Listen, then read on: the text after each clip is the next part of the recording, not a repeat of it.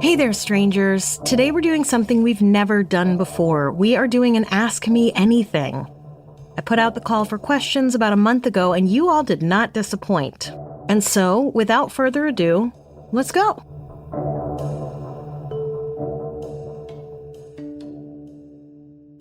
So let's start with this question from Gretchen. She asks, what made you get into strange and unexplained? Have you had an obsession with strange and unworldly things your whole life? Did you grow up in a haunted house? Well, Gretchen, I had a friend who had started a podcasting network, and during COVID, toward the very beginning, actually, he reached out and asked if I'd be interested in making a podcast. And he actually pitched the idea to me. I was lucky enough a couple years ago to take the show over myself, which has been an interesting experience. But yeah, I grew up watching things like Unsolved Mysteries, The Twilight Zone, Tales from the Dark Side, Tales from the Crypt. Do you remember that guy? Guess you heard the old saying, if looks could kill, so she did. I did not grow up in a haunted house as far as I know, although I've never really had an experience with a ghost or whatever, so sometimes I think that it's just me. Maybe I'm just closed off to it. The house I grew up in Brooklyn was quite old, actually, and sort of falling apart, but it wasn't haunted as far as I know. It was scary. We didn't have many lights because, I don't know, we just didn't have money. And so I would have to run upstairs as fast as I could to get to my bedroom where I could turn the light on because I was scared that monsters were coming after me. But I never really had like an experience with anything like that. And then on a related note, a listener named Crystal asked, what was one of, if not the story/article that you remember from your youth that started your path down the dark and mysterious? Mine was reading about Betty and Barney Hill. I became obsessed with UFOs. I also blame my mom for having a pretty comprehensive collection of V.C. Andrews novels just laying around. I read all of them compulsively at an age I would consider far too young. You know, I'm not a macabre person. I'm not the kind of person who has like taxidermied animals in my house or pentagrams or I don't know what people do. And I've always been very skeptical, although I will say that doing this show has sort of changed my mind on a lot of things because I really do think that there are things about the human experience that are unexplainable, you know? I've become, I think, a little less hardened since doing this show. I remember reading some true crime books when I was young, but the one that really stuck out was the murder of Shanda Scherer in 1992. She was tortured and murdered by some girls who, you know, were her friends in some weird jealous rage involving another girl and crushes and all kinds of stuff. And it was terrifying to me. And I think in part it was terrifying because I had that experience that a lot of us have in junior high or high school where my group of friends just suddenly sort of turned on me. I think I just sort of wasn't cool enough for them. They all like to smoke pot, and I tried and tried and tried to smoke pot with them, and it just made me insane and miserable. And so I wasn't worried that my friends were going to turn around and murder me, but I think there was something to that feeling of like friends turning on you, right? And this was like sort of the worst possible scenario of that happening. And then I had the opportunity to audition for a musical based on that story. And I got it. And I ended up turning it down because I had actually just had a nervous breakdown. I just turned 18, and there were circumstances that led to me sort of completely collapsing. I had panic attacks, and then I had some agoraphobia, and then finally my parents were like, you need help. And so I spent like 10 days in a hospital, and this was my first audition out. And it occurred to me that being in a musical about kids who murdered one of their friends was probably not where I needed my brain to be at that time. And I was really worried that I wouldn't be able to handle it psychologically. It's interesting because I've said this a few times on the show now, but like after more than 4 seasons of doing this show, I am never not shocked at the sheer depravity of people. I guess I just have more faith in people than maybe they deserve. So I guess I continue to be drawn to these stories because I just am confounded by what people will do to each other and why, you know? All right, this question is actually also from Gretchen. How do you stay motivated to keep pushing out podcast episodes when your life just takes over? So you might hear my son yelling and screaming in the background. They're on VR. But today is an example of me pushing through. It's a Saturday and doing work because it needs to get done. My therapist recently told me that I have a strong inner drive. And I was like, no, I don't think it's inner. I think it's a terror of losing everything and not being able to feed my family. So I keep going because I sort of have no choice. I have to, which is why sometimes I hope that my listeners have a little bit of grace for me. I recognize that some weeks might be stronger than other weeks, but I do think that every episode is interesting in its own right. And I hope that every episode is interesting enough to keep people around. But I also know that sometimes it might not be, which is also hard and terrifying in and of itself. Also, those of you who follow me on social media know that I've been struggling with some chronic exhaustion that nobody seems to be able to figure out. I don't have Lyme disease. I don't have mono. I don't have a vitamin D deficiency. I'm just tired. And it does make it hard. And what I tend to do is I work for very intense hours. You know, I'll work like 4 or 5 really intense hours a day. And that's what I can do. And then I'm sort of depleted. But, you know, the show must go on. And I love connecting with listeners. I love the thought that like somebody might be having a bad day and their feed pops up with a new strange and they're like, oh, great. This will be a half an hour of my day that I can maybe take your mind off of the horrors. So that's what keeps me going. The sheer terror of not being able to keep a roof over my family's head and wanting to bring some sort of needed distraction in a world that is very, very scary. A listener with the screen name Kendav asked, do you have a favorite episode that you have made? The episode that always pops into my mind is the simulation theory episode. I think that one sort of blew my brain apart in a lot of ways. And that was sort of, I think, maybe a turning point for me where I was like, I don't understand things. And there are things out there that are unknowable and ununderstandable. And that's scary, but it's also just is what it is, you know? That said, I'm so proud of the Typhoid Mary episode. It's just goofy and it makes me laugh. I like episodes where I can lean into my humor and just sort of have fun. Sometimes the topic is light enough that like it lends itself to just sort of having fun and making jokes. And sometimes I'll try to do that after a string of like super depressing or dark episodes. I also want to say too that like these topics take a toll on me as well, you know, especially writing about things that have happened to children. I don't remember who it was I was writing about, but there was a woman who disappeared. And inevitably, they found out it was either her boyfriend or some guy who, you know, felt jilted by her. And I screamed into a pillow in the episode.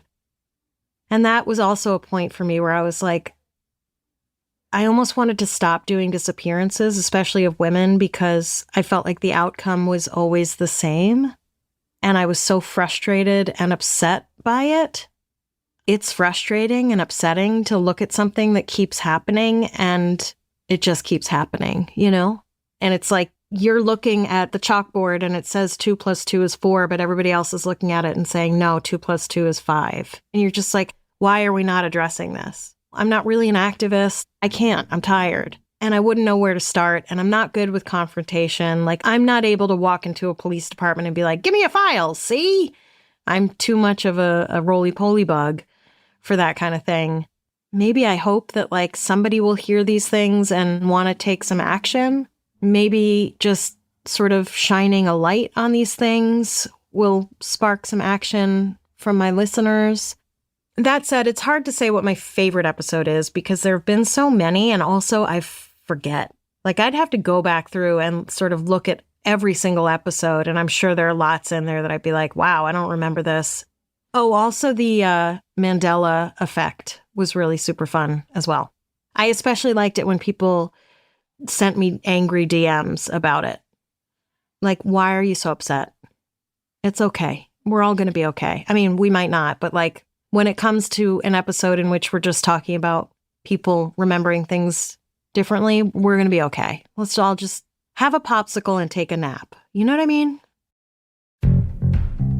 Strangers, I am absolutely loving my Tavala Smart Oven and meals. Honestly, if you're a busy parent with way too much stuff to do, or even if you don't have kids and you have way too much stuff to do, Tavala takes dinner off your plate by putting dinner on your plate. Come on, that was clever. I am super impressed with the meals. Last week, I had dry rubbed barbecue chicken with mashed sweet potatoes and green beans. It was delicious. My husband had the chili mac and cheese, and honestly, everything we put in front of our kid from Tavala, they devour. I love that there's much less waste than with other food prep delivery subscriptions. You can pick your proteins and choose your recipes based on your diet and preferences. Looking for protein-packed meals, gluten-free, vegetarian? Tavala's meals are delicious and so easy to prepare with the Tavala Smart Oven. For a limited time, because you're a strange and unexplained listener, you can save up to $300 on the Tavala Smart Oven when you order 6 or more times by heading to tavala.com/strange and use my code STRANGE. That's up to $300 off when you head to tavala.com/strange and use promo code STRANGE. One last time, that's TOVALA.com, and make sure you use my promo code STRANGE for up to $300 off the Tavala Smart Oven. Remember, with Tavala, dinner is taken care of. A listener named Katie asks, how are you doing? How are you holding up during this dumpster fire? I'm finding it increasingly difficult to smile these days, so how do you do it? What makes you smile? Oh, goodness, Katie. I'm okay. You know, I have a roof over my head. I have a beautiful home, and I'm very lucky that I really, really like my family a lot. And we can eat food, we cook, and my son is able to go to a good school. You know, we have our relative health, but this is a very scary time. I know that one of the biggest complaints about my podcast is that I'm too political and like I'm always talking about politics. But here's the thing. That is who I am. That's who I am. So actually the funniest bad reviews I get are like, the topics are good and the stories are good, but the host ruins it. I write the show. So if the story is good, it's because I'm writing it. I wrote it. It's my viewpoint, and I am a deeply political person. I am someone who sees politics in everything. I turn on my tap, and fluoridated water comes out, and I recognize the politics behind that. That I have clean water that I can drink, that there's a natural occurring chemical in there that helps strengthen teeth, that before they put it in the water, people's teeth fell out. I live on land that I recognize was stolen from other people. Like, I live with a lot of liberal guilt about all of these things that affect the world that I can't do much about. I fucking recycle, even though it's probably pointless at this point. I compost. I have a garden. There's only so many green beans I can eat, though. You know what I mean? I am a deeply political person, and it infiltrates every single aspect of my life. And so I cannot put out content that doesn't include politics. It's impossible. So I don't know how I'm holding up. These are very, very scary times. Like, I'm not going to sugarcoat it. These are scary times. You know, a year ago, I put out an episode just sort of looking at the similarities between what Trump is doing and what Hitler did. I never said Trump was Hitler. I never said he was a Nazi. But I did point out the similarities in their strategies and their politics and the things they both did to get into power. And now here we are a year later, and there are masked people pulling citizens off the street and putting them into unmarked vehicles and disappearing them. There's a concentration camp in Florida, as well as in other places. People are dying because of policies that are being made. And politicians are being silenced. People in the media are being silenced. And when I say silenced, I mean arrested, having their shows pulled, being sued for millions of dollars. These are real things that are happening. It's hard to understate how scary the world is right now. And because I see politics and everything, it's tough. It's tough. And I've had to shut myself off from a lot of the news because I can sometimes barely function. I know that it's very bad, and I also know that it's even worse than what I know because I'm not paying attention to a lot of it because I can't for my mental health. So I take naps. I take a lot of medication to get through the day. I take anti-anxiety pills and antidepressants. I've been doing that since I was about 18. I take a lot of pills. I meditate sometimes when I remember. I try to get out into the sunshine. Again, I'm very privileged. I have a little back deck that I can sit on. We built a fountain, so sometimes I'll sit out there and put the fountain on, and I'll just write or read or do something. So that's one way I get through. I'm reading as much as I can. I'm sort of getting my attention span back for that. I am rewatching The Good Place for the 5th time. Let me tell you, that show is as close to perfect as a show can get. I truly believe that. It is almost flawless. And if you haven't watched it, you should. Unfortunately, it's about to go to Prime, which is ironic because it's about trying not to do harm to people. Jeff Bezos. CEO entrepreneur, born in 1964, Jeffrey Bezos. In terms of smiling, I think it's important to find things that make you laugh, which again is why I try to infuse my humor into my shows. I mean, I can't help it. Again, it's just who I am. So whatever, but find the things that make you laugh, find the things that make you feel better, because that's important. It is important to fill your cup with things that are nourishing in order to get through. Sometimes I acknowledge it can also be really hard to allow yourself to feel good or feel pleasure because so many people are suffering. But if you can't function, then what are you going to do for the world anyway? So we have to find ways to laugh, even if it's just watching videos of people falling or dogs being silly or people scaring each other. Those always make me laugh. Otters holding hands, The Good Place. I'm also rewatching Parks and Rec. I was watching SVU. I got to about season 17 and I had to take a break because, again, it was just one awful thing after another. And I decided to just take a break into comedy. And so that's what I've been doing. But it is important to laugh and to feel good and to feel nourished.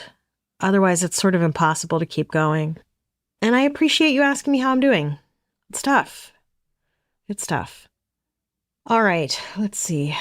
This question is from a listener named Molly. Oh, well, she asks which episodes have affected the way I think about the world. That would have to be the simulation theory episode. Although, again, I just re-listened to the Ouija board episode because I put it out again. And I was surprised at how derisive I was at the whole town of Salem, that I was like, Stevie Nicks wannabes and patchouli and rah, rah, rah.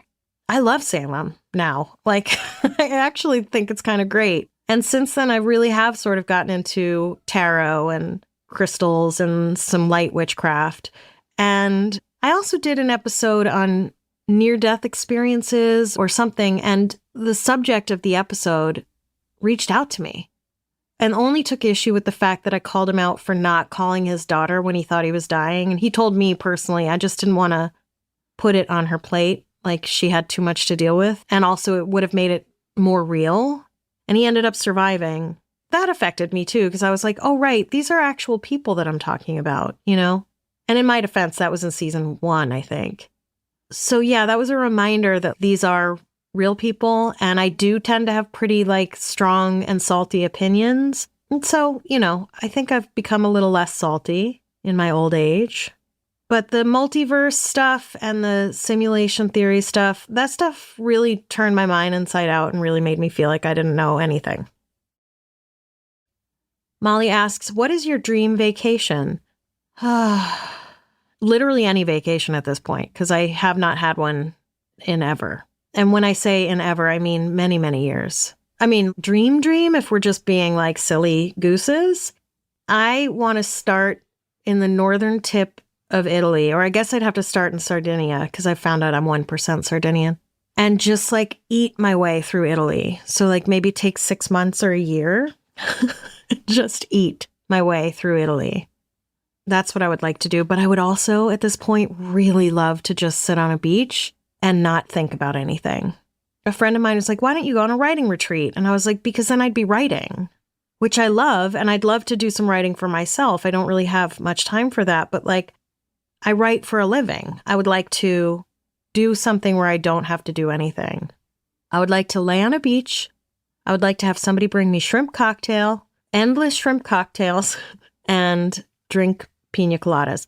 Please don't DM me about how eating shrimp is bad for the environment. Listen, I love you all. I really do. Like, I wouldn't do this if I didn't love you guys.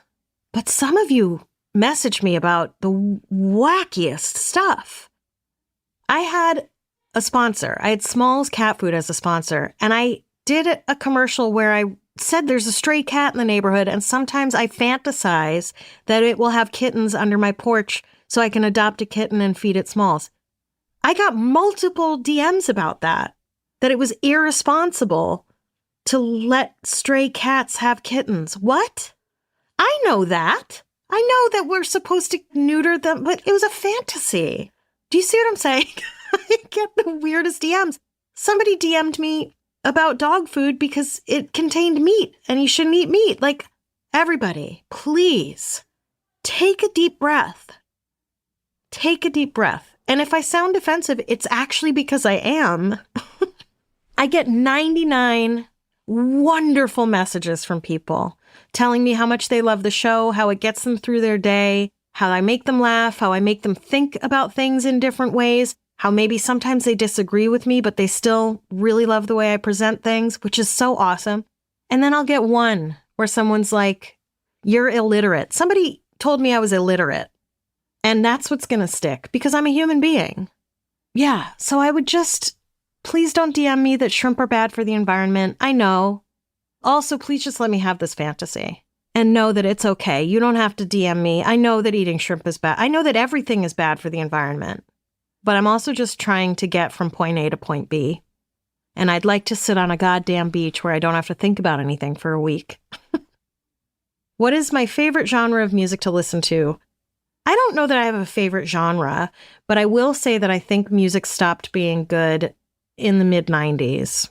And I've said that for years, and then I found out that there was actually something that happened politically in the mid-90s. It had something to do with Clinton signing like an FCC thing, and it basically turned radio into just like a chart machine, I guess. I don't really know the ins and outs of it. There was a great article about it in Rolling Stone.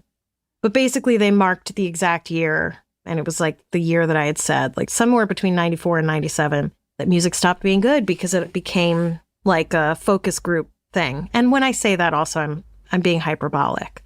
My kid loves BTS. I think I like BTS. They're great. Sometimes I like Harry Styles. I don't really know any of the contemporary people because I don't listen to it. But the other day, I randomly wanted to hear a Rod Stewart song, so I put that on. Radiohead is one of my favorite bands. Obviously, Beastie Boys. Huey Lewis and the News. Their album, Sports. Terrific album. You should listen to it. Oh, and I love Ella Fitzgerald. I think maybe she was one of the best musicians of all time. Chris Cornell, one of the best rock and roll singers of all time. Otis Redding, I think, is incredible and should be rediscovered. Pretty little thing sing, let me light the candle, cause mama, I'm so hot to hell and I, yes I am. Oh, my buddy Kelly, who I interact with on social media sometimes, asks, what are the books, movies, games that never get old and always make you feel better when you get down? Well, The Good Place. Lost, although I haven't revisited that in many years. Parks and Rec, although I hate the way they treat Jerry. Casino Royale, the one from 2006, not the one from the 60s. 28 Days Later, I love that movie. Fried Green Tomatoes, probably one of the best movies ever made. I really like humorous essays. Samantha Irby, Jenny Lawson, Jenny Slate, Phoebe Robinson. Her books are great. I like stories that I can sort of dip in and dip out of. I also really like short science fiction stories and speculative fiction. Games. I really enjoyed Days Gone. There was a great game that I played on the Xbox when I had the Xbox that's so random, but it was stacking dolls, you know, those Russian stacking dolls. And you were on this like steamship. You were the Russian stacking dolls and you had to like make collections of each other and solve these puzzles. So random, but it was so good and I can't find it. Also, another old game that I used to play was called Black and White, where you were a god and you could either be benevolent or malevolent. Dungeon Keeper, that was super fun. I loved that one. And a new game that I really like is called Blue Prince. Blue and then Prince, like not a king, but a prince. I got super into Myst when I was a teenager. I've tried to play it more recently, but it's a little too old at this point. My friend Janine wrote in with quite a few questions. Thank you, Janine. I'm curious to hear anecdotes about the different shows you've worked on as an adult. Gosh, let's see. Well, I have some Christopher Walken stories. I was in James Joyce's The Dead with him off Broadway and then on Broadway in like 2000, I think. But I just told them on an episode of What Went Wrong, which will be coming out in early October sometime. The episode's about the movie Brainstorm, so you can check that out when it comes out. But it's also just a great podcast, What Went Wrong. It's about what went wrong on like famous movies. It's really well researched and the hosts are so knowledgeable. So I recommend it. And I'm going to have them on as guests to Strange as well. Honestly, some of my favorite theater experiences were with shows I did in California, which is ironic because everyone's always like, oh, there's no theater in California. I did a world premiere of a Christopher Shin play called On the Mountain, which was essentially about a mother and daughter whose former partner and father, respectively, was like a Kurt Cobain type character. So he was dead and he was this big iconic rock star. I think I was like 24 and I was playing 16. It was directed by Mark Rucker, who unfortunately died some years later, very young and way too soon. And he was one of my most favorite directors I ever worked with. I really loved him. Oh, God, he was so great. I don't even really have an anecdote about that show. I just really loved it. I was in Lacusa's Wild Party in Los Angeles, and I played Sally, a character who spends almost the entire show in sort of like a drugged out stupor, and she comes to during an orgy to sing a song, which I did topless, by the way, completely topless. And she has like one line at the end of the play. She just goes, "Who's Sally?" And our director for that one gave us enormous freedom. We were all on stage the entire time.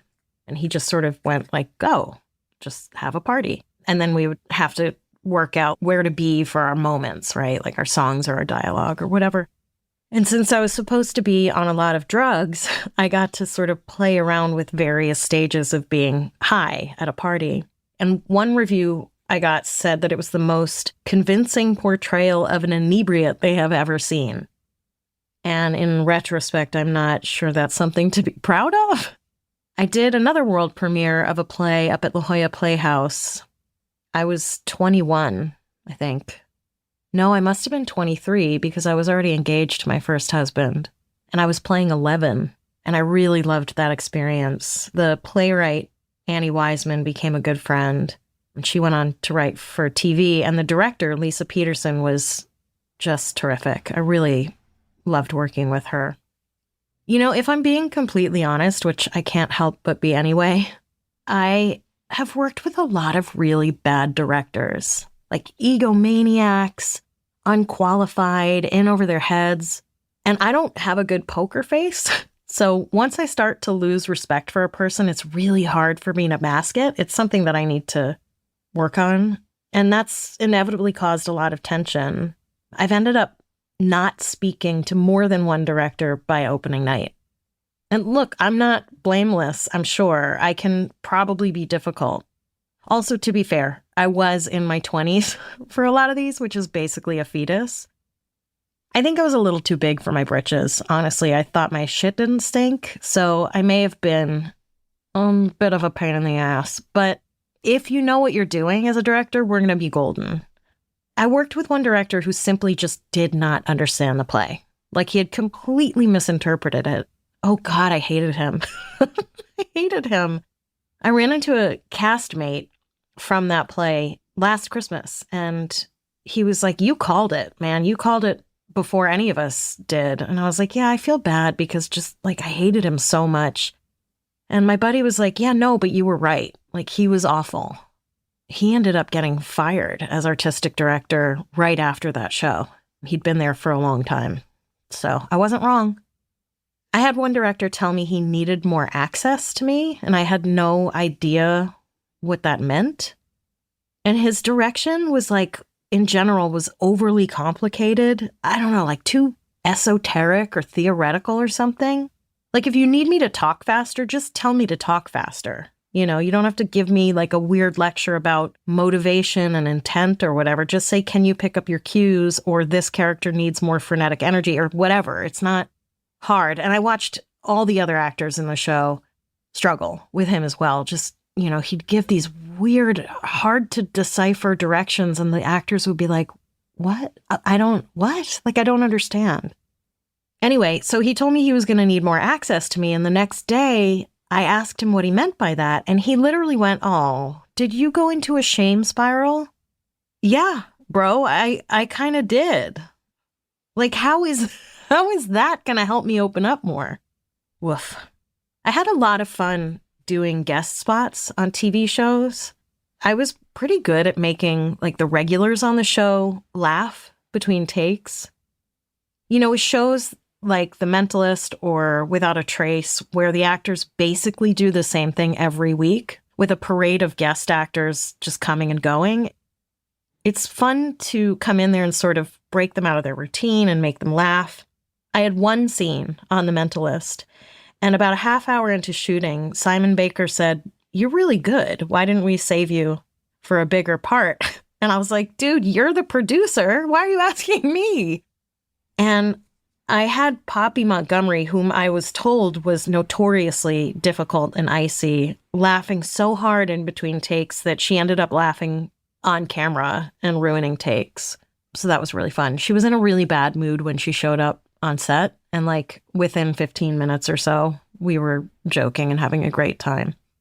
I do like working on TV. It can be a slog, you know, it's a lot of sitting around and waiting. I was a recurring on a show where the regular cast was all very young. They were all in their like early to mid 20s, and I was almost 40. I had been acting longer than they had been alive, literally. And, you know, I think they all sort of thought they were like what I had been like in my 20s. They were like, "Well, I'm a star now," you know, sort of just a little bigger in their minds, you know, than what reality was. That was tough to watch because I'd been around for so long, you know, and I was just a supporting player in this show. And so it was, you know, that was humbling. That was definitely humbling. It was remarkable to watch the way these kids treated the crew, honestly. Wow, these are the people that are going to make you look good on camera, on screen or not. So you might want to readjust. But I do love working on television. So I don't know. Those are some anecdotes, I guess, or feelings. I don't know. Let's see. What's next? If you feel like talking about your mom, how old were you when you learned she was sick? And how did you or she try to prepare you for her transitioning? Oh, wow. You know, I was 11 when my mom was diagnosed with cancer. And it was in September of 1991. And I had just won the Tony Award, which I know some of you hate when I mention, but it is a thing that happened to me, so it's hard to not talk about it sometimes. And also, like, if any of you have won awards, like, please talk about it all the time. It's great. Congratulations. It's a wonderful thing, and you should be proud.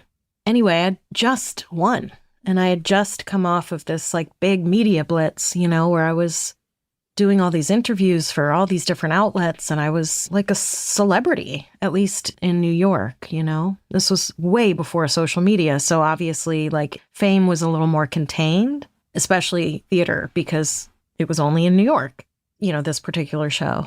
And it took me many, many, many years, like into my late 20s, to see how quickly that happened, like June to September. You know, when you're young, time is more expansive. And so 3 months can feel like a really long time. But like, you know, obviously it was the blink of an eye. I see my childhood in sections. There's like before I started working, and I started working when I was 9. And those years were difficult. I'm not going to sugarcoat it. We had a house in Brooklyn, but we didn't have money. And the house was dark and scary and had holes in it. And we had holes in our furniture. We had a chair that had no seat. I don't know why we had that, but, you know, we were well fed. Like, food was my mom's most precious thing.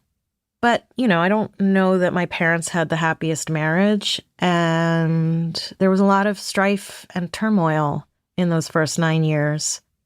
You know, and then I started working, and those were sort of incredible glory days.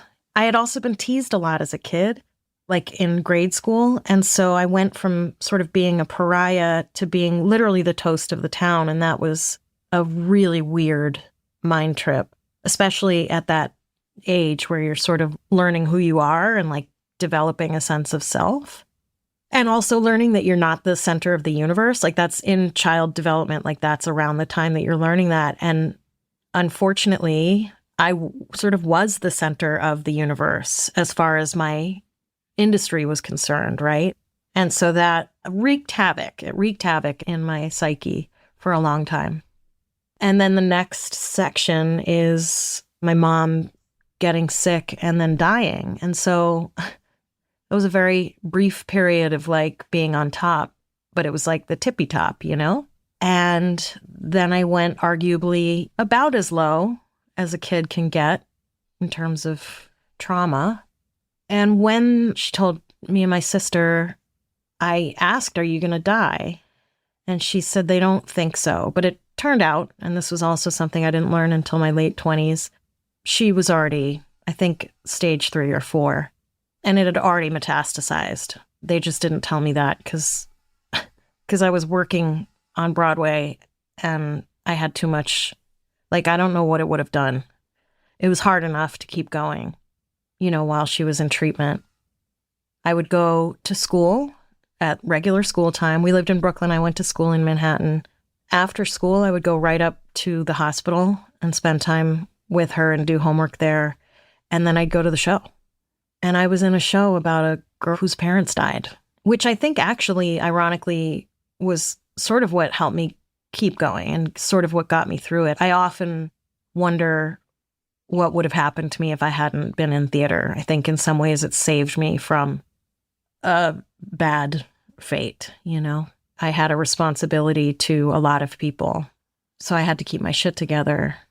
But I wasn't prepared for her to die. Even up to the day that she died about 1.5 years after she was diagnosed. I felt blindsided. I was not prepared. She had been staying at home in a hospital bed. And then one night, like very first thing in the morning, the sun had just come up, an ambulance arrived and they took her to the hospice. I didn't understand that that was end of life care or whatever. Although I had cut school the day before. I was cutting school quite a lot back then. My dad found out and took me to task. And I said, "If Mom dies while I'm in school, I'll never forgive you." But I think I was just being dramatic. I think I was just like using my mom's sickness to sort of deflect, you know, from having cut school. And maybe also to remind him, like, shit's real bad right now. Like, me cutting school, I don't know. It's not like I was doing drugs while I was smoking pot. But anyway, so I'm not sure when I realized she was going to die. I guess maybe when I got to the hospice and I saw what condition she was in. I did not expect to cry. So I apologize. You know, it happened so long ago, and it's become such a, you know, it's my story. It's the fabric of who I am. But I think that I spent many years so angry about it that I then rounded a corner where I was like, I'm not going to really belabor this point anymore. I think in some ways I've skipped some steps, but I also think that grief is something that doesn't end, you know? It just gets easier and it gets easier over time. But I was 13 and we got to the hospice and she was in very bad shape. We were all there. I mean, we have a very, very small family. So it was just me and my dad and my sister and my mom's very close cousin. I think that's it. Oh, and her friend Janet and Lori. Anyway, there were a few people there. And a priest kept coming and asking if we wanted him to read her last rites. And she wasn't, I mean, she was Jewish by like descent, but she was not religious at all and was very sort of vehemently anti-organized religion. And so we kept saying no. And then I don't know why, but finally we said yes. And so he came in and I'm so sorry. I didn't mean for this to be like macabre or sad. Anyway, he came in and he read her the psalm, whatever it is, Yea, though I walk. And at some point, I left to go call a friend. And I was halfway down the hall and the nurse came running and said that I had to come back. So I went running back and she died. And for many years, I thought it was my fault. I thought if I hadn't left the room, she wouldn't have died. And again, it took me many, many years to change that narrative and many years of reading about, you know, death. I think she didn't want to die in front of me. So I think she was holding on. And I think when I walked out of the room, it gave her permission to let go, which she needed to do because she was in a lot of pain. I'm so sorry. I feel silly. I don't cry that often because I'm on a lot of antidepressants. So this is probably good for me. So I was not prepared to answer your question. A few days before she died, she had this little burst of energy, which is normal. And I sat with her on her hospital bed in her room, in her bedroom, and she just read The New Yorker, which was another favorite thing for her to do. Cooking and The New Yorker and talking on the phone and arguing with people about, you know, politics. And again, it wasn't until some years later that I was like, wow, she used her last bit of energy to read The New Yorker instead of like giving me some Hollywood speech about like, you're going to be okay. And I'm so sorry I have to go. You know, I want you to have a happy life. But she was not an emotional person. And she was probably terrified and didn't know what to say. What do you say? You know?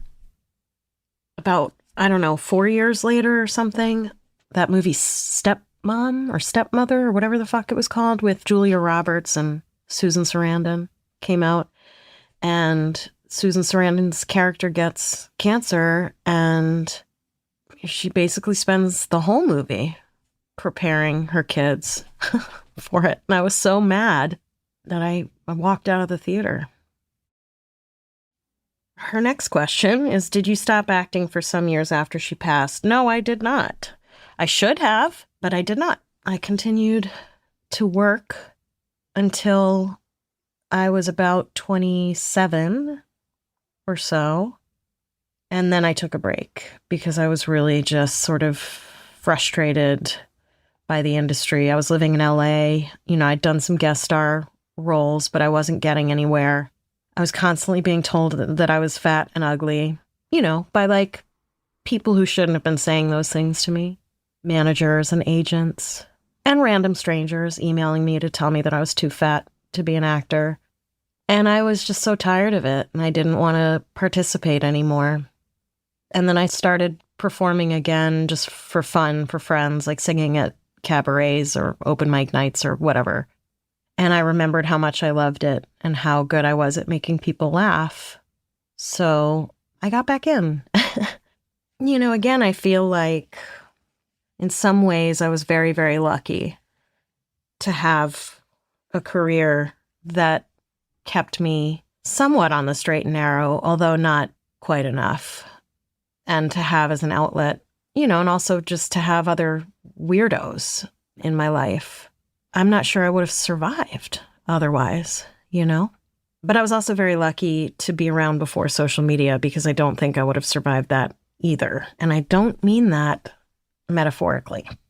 I mean that I am such a roly-poly bug that I wouldn't have been able to stand up to the constant scrutiny that comes with social media. I don't know if you've noticed recently. I mean, I just a little while ago was telling you that I'm defensive because of negative comments, but I don't know if you've noticed recently your favorite content creators are all getting pretty defensive and all saying, like, stop asking me about my children, or stop telling me to stop being political, or saying things like, stating an opinion and then sort of going around and around the drain in terms of like, I'm not saying this and I'm not saying that, and please understand that I don't think this and I don't think that. That's because we're all getting bombarded with shitty comments from people on what went wrong. She talked about Mel Gibson and really just quoted him, and people wrote in vitriolically about how cruel she was to him. When you get DMs about a cat food commercial that you made, it just makes it a little harder each time to just make the content, because you're constantly worried about how people are going to react to it. And also, somebody just pointed out to me yesterday that I was trained from a very young age to be in the public eye, and how abnormal that is, and how much it has probably shaped my personality, which is true. So I'll be writing a book at some point when I have 5 minutes to spare. I'm going to do something actually now as a little bit of a palate cleanser. This is something that I do at the end of each episode of Dear Daisy. Well, now I'm pulling from a different deck because I actually went through this entire deck on Dear Daisy, but I'm going to pull from the Goddess Oracle deck. I know, it's really woo-woo. I used to be like, tarot cards, but I'm actually, because of Strange and Unexplained, gotten into it. So let's just do a little palette cleanser, and I'll pull a goddess card and we can read about her. Okay? Oh, okay. Well, I got Demeter. She is the goddess of feelings and emotions. That seems apt. I will just, as a disclaimer, say that I've got 4 cards pulled from the deck permanently because 2 of them are on my desk. Bridget, the goddess of inspiration, and Lilith, the goddess of power. They're both on my desk. And then I have 2 on my altar. I have Ikchil for creativity and Lakshmi for abundance. And I also have a Lakshmi statue that one of my listeners sent me, which was so kind. All right, Demeter. Feelings and emotions. I felt it all, the rage, the anger, the joy, the happiness, the tearing, the anguish, and I searched for the middle ground, the sure path between what I felt and what I did with it. Then I shed the skins, the layers that built up when feelings aren't voiced, aren't heard, aren't acknowledged. By giving my feelings their rightful place, I keep myself far from the intensity, immensity, sheer density, and cost of emotion. That felt fitting. All right, thank you. I know this is really different from what we normally do on the show, but I don't know. I thought it might be nice. I hope you enjoyed it. And if you didn't, it's free to not let me know that. It's absolutely free. Doesn't cost you anything. So thank you so much for joining me on this Ask Me Anything, and stay strange. Next time on Strange and Unexplained, Mount Shasta is known for its beauty and majesty. It is a place older than time, and so, of course, it is packed with ghost stories, monsters, and of course, aliens. This episode was engineered and mixed by Jeff Devine. Music by Epidemic and Blue Dot Sessions. If you have an idea for an episode, head to our website, strangeandunexplainedpod.com, and fill out the contact form. I will write back. For more amazing content, join us at patreon.com/grabbagcollab, where for just $5 a month, you get all the Grab Bag exclusive shows, and for $8, you get those, plus Amber Hunt's Crimes of the Centuries and Strange and Unexplained early and ad-free. Grab Bag is an all-female and non-binary owned profit share network where our contributors get to keep ownership of their shows. We strive to give a platform to those who might not be able to land themselves on a bigger network. Who knows? Maybe you have a podcast idea you'd like to pitch to Grab Bag. We've got live recordings, watch parties, book clubs, and more. Why there's so much going on over at Grab Bag, you'll wonder if we missed the memo on how capitalism works. Join me on Instagram at SNUPod, Daisy Egan, and Grab Bag Collab, or head to the Facebook page to join in the conversation. If you like the show, please visit a sponsor with our unique code, give us a quick review and 5 stars, subscribe and download, and tell a friend. Stay strange.